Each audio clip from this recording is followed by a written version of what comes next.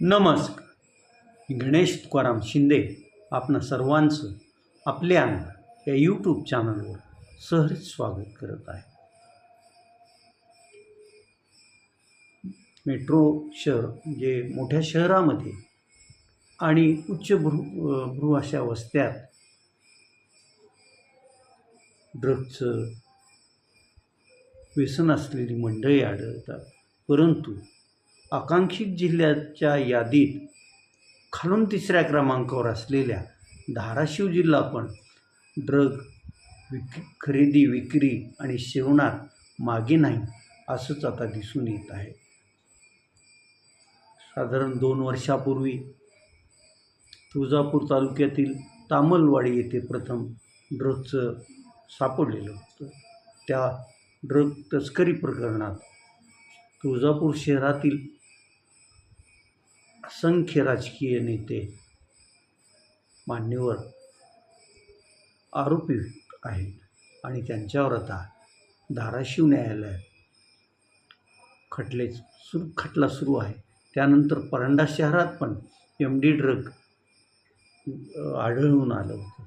तिथंही MD ड्रगची विक्री होते हे दिसून आलं होतं. तिथं परंडा शहरात एकदा नव्हे तर 2-3 वेळेस हे ड्रग प्रकरण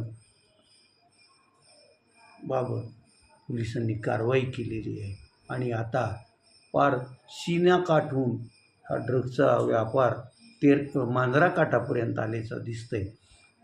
3 तारखेला स्थानिक गुन्हे शाखेच्या पथकाला कळंब शहरात ड्रग विक्री करण्यासाठी कोणीतरी येणार आहे अशी खबर मिळाली आणि मग स्थानिक जिल्हा पोलीस प्रमुख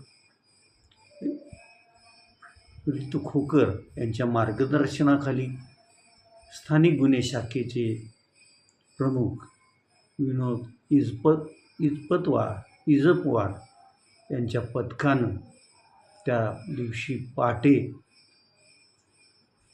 कळंब शहरात गस्त घातली आणि त्यांना कळंब ते येरमाळा हा जो शेगाव ते पंढरपूर महामार्ग आहे, त्या मार्गावर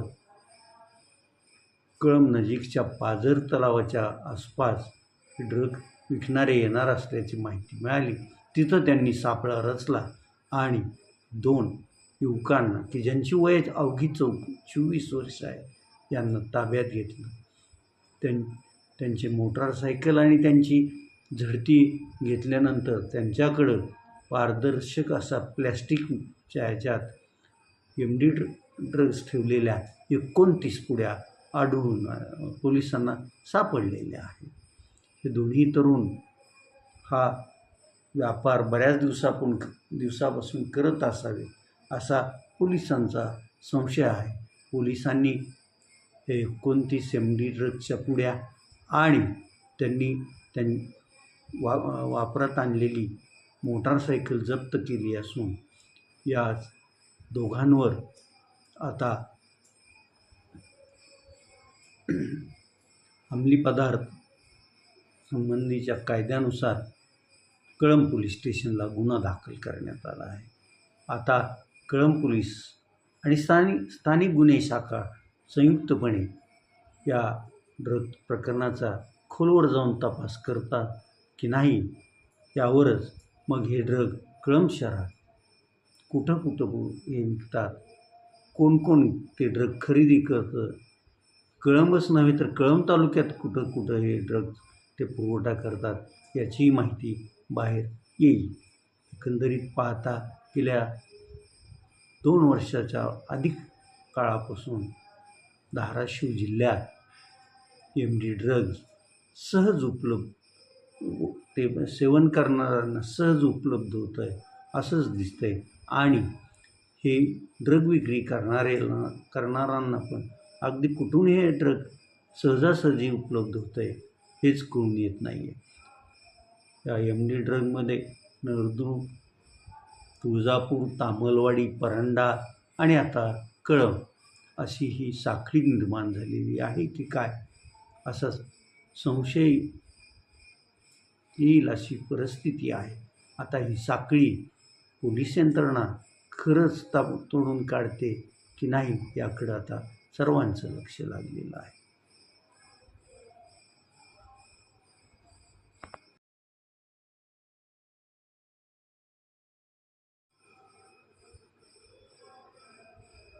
महाराष्ट्र विधानसभेचे 2 वेळेस सदस्य राहिलेले,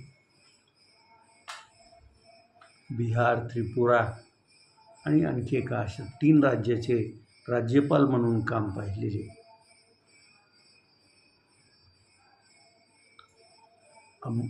कोल्हापूर जिल्ह्यातील अंबप येथे 1935 साली जन्म घेतलेल्या पद्मश्री डी.वाय. पाटील यांचं आज वृद्धापकाळानं निधन झालं. निधनसमयी त्यांचं वय 90 वर्षे होतं. डी.वाय. पाटील हे तसे मुरब्बी राजकारणी होते, त्याचबरोबर समाजकार्याची पण त्यांना आवड होती. त्यानंतर त्यांनी समाज शिक्षित व्हावा, समाजाच्या आरोग्यासाठी योग्य ती ही असावी, यासाठी मग त्यांनी पुढं शिक्षण संस्था स्थापन केल्या आणि त्यांच्या शिक्षण संस्थेतून वैद्यकीय, नर्सिंग, फार्मसी, अभियांत्रिकी आदी विविध विषयाचं शिक्षण दिलं जातं. डी.वाय. पाटील यांच्या नावानं 2 अभिमत विद्यापीठं सुरू आहे आणि पुणे, कोल्हापूर, मुंबई आदी ठिकाणी वैद्यकीय महाविद्यालय पण आहे. डी.वाय. पाटील यांचं हे शैक्षणिक कार्य फार मोठं आहे आणि आता त्यांची पुढची पिढी हा वारसा पुढं चालवत असल्याचं दिसून येत आहे. डी.वाय. पाटील यांच्यावर कोल्हापूर येथे अंत्यसंस्कार होणार असून शासकीय इतमामानं त्यांच्यावर अंत्यसंस्कार करण्यात येणार आहेत. डी.वाय. पाटील यांनी राजकीय कारकीर्द कोल्हापूर शहराचे नगरसेवक म्हणून सुरू केली होती. नगरसेवक नंतर ते 1967 साली पहिल्या वेळी महाराष्ट्र विधानसभेवर निवडून गेले. त्यानंतर 72ला पण ते निवडून गेले. मात्र पुढे काँग्रेसच्या अंतर्गत राजकारणात त्यांना पुढं डावलण्यात येत असल्याचं चित्र निर्माण झालं होतं. मात्र त्यांनी त्याच्यावर पण मात करत आपलं काम सुरूच ठेवलं आणि त्यांच्या कामाची पोचपावतीच म्हणून त्यांना पद्मश्री ही पदवी केंद्र सरकारनं बहाल केली.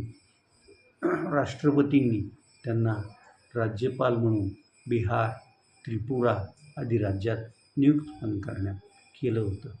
तर अशा महान व्यक्तिमत्वाला आपल्या यूट्यूब चॅनलतर्फे भावपूर्ण श्रद्धांजली.